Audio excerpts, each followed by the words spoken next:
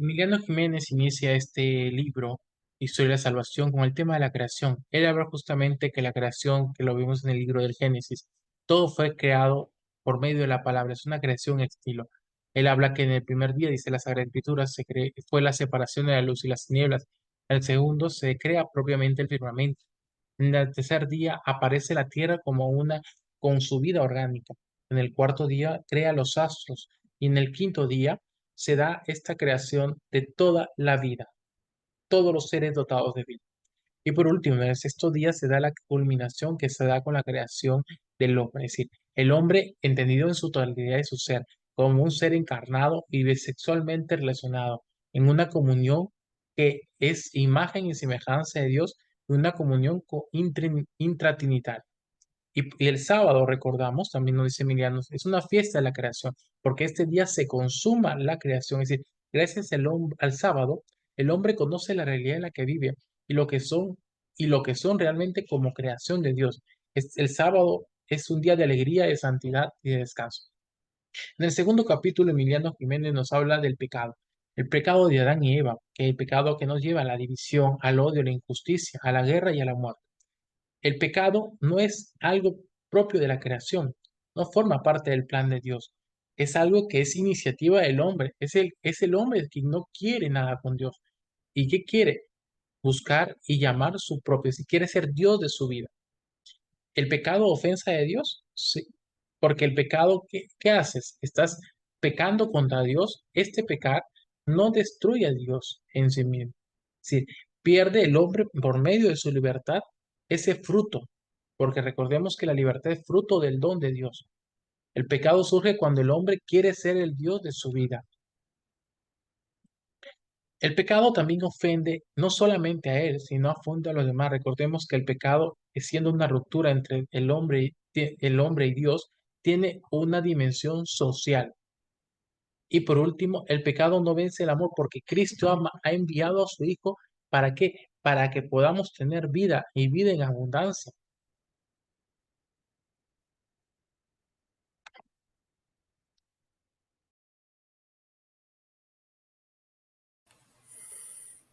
Muy bien, estamos en la etapa de los libertadores. Sus representantes vamos a tener a Moisés, el cual recibe las tablas del mandamiento, ¿no?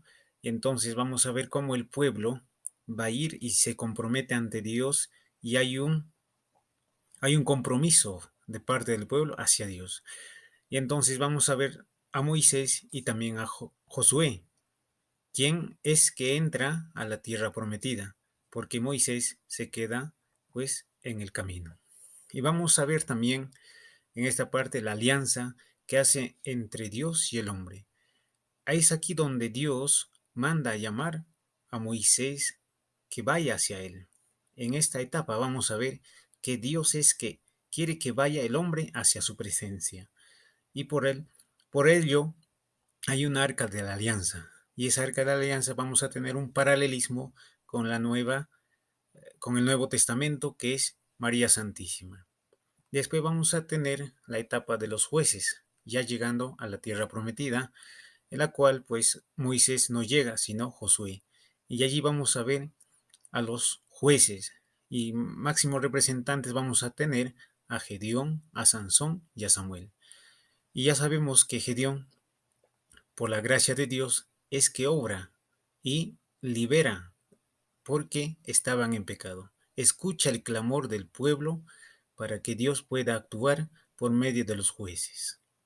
Esa es la que vamos a ver ya cuando llega a la tierra prometida. Tema 10. Exilios y los profetas del exilio. Para entrar un poquito en contexto, exilio nos hace referencia al cautiverio que estuvo el pueblo judío por los babilonios. Exilio y los profetas del exilio son conceptos importantes dentro de la historia de la literatura bíblica, en especial en el Antiguo Testamento. En el tema 11, vuelta al exilio. Aquí es una continuación del tema 10, donde nos habla de que por fin el pueblo judío pasa a ser liberado, gracias a que Sirio, el grande de Persia, pasa a gobernar Babilonia, siendo así que proclama que los judíos, que el pueblo de Israel pueda volver a su tierra natal y así construir la iglesia. Buenas noches. En esta oportunidad vamos a hablar de los temas 12 y 13. Este, Primeramente Jesucristo, como lo llamó Lucas, el nuevo Adán. El nuevo Adán que vino al mundo con una función, la función de salvar a la humanidad que estaba perdida. Vino de una mujer común y corriente, llamada María. Ahí fue engendrado y vino hombre, se hizo hombre, actuó como hombre, rió como hombre, lloró como hombre, era débil como hombre, pero era el mismo Dios que estaba entre nosotros, era el mismo Adán que estaba entre nosotros, Cristo. Él murió por nosotros, el pueblo que al comienzo lo viporeaba, lo alababa, después le dio la espalda y lo crucificamos también. ¿Qué fue más? La iglesia empieza cuando vino el Pentecostés. Vino el Pentecostés cuando estaban reunidos los apóstoles, estaban allí reunidos en una casa y vino el Espíritu Santo como lenguas de fuego, se posó en cada uno de los discípulos. Y cada uno se le dio una misión, la misión de ir a anunciar el Evangelio a todas partes. Así, desde ahí nace la iglesia. La iglesia no solamente es una construcción física, la iglesia es todos nosotros, los que creemos en Él, todos sus hijos bautizados, creemos en Él.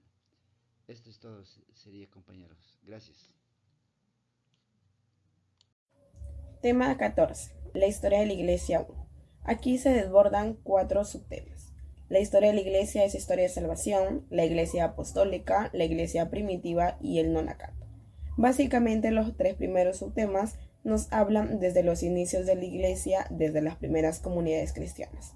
Nos dice de que la Iglesia es un instrumento mediante el cual Dios se comunica con nosotros los seres humanos para dar a conocer su plan de redención y reconciliación con la humanidad. El nonacato es el poder nosotros como seres humanos despegarnos de nuestros bienes materiales, de nuestros bienes terrenales, para poder enfocarnos y centrarnos solo en Dios. Tema 15. La historia de la Iglesia 2. También se deslogan 4 subtemas: la Iglesia en Edad Media, la Iglesia en Edad Moderna, el Vaticano II, la nueva imagen de la Iglesia, y como cuarto subtema el umbral en el tercer milenio. Esto empieza desde la Edad Media y culminamos con el siglo XVIII, que se da en la Edad Moderna. Aquí la Iglesia tiene diversos cambios significativos como parte de su historia, ya que se ve influenciada por la política y reformas de aquellas épocas.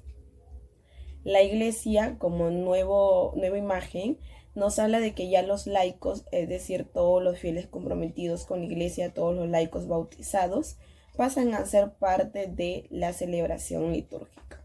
Y el umbral en el tercer milenio nos habla de que ya no solamente la liturgia se da en un ámbito religioso. Las reflexiones ya no son solamente reflexivas, sino que también se enfocan en el contexto en el que se está desarrollando. Y como tema 16 tenemos la parusia, que es la segunda venida de Cristo a la tierra en plenitud. Si bien es cierto, no sabemos el día, la hora en que va a llegar, pero como fieles creyentes sabemos de que es así y que debemos estar preparados. Entonces el tema 16 nos sale la preparación y la actitud que nosotros debemos presentar como fieles cristianos para la segunda venida de Cristo. Gracias.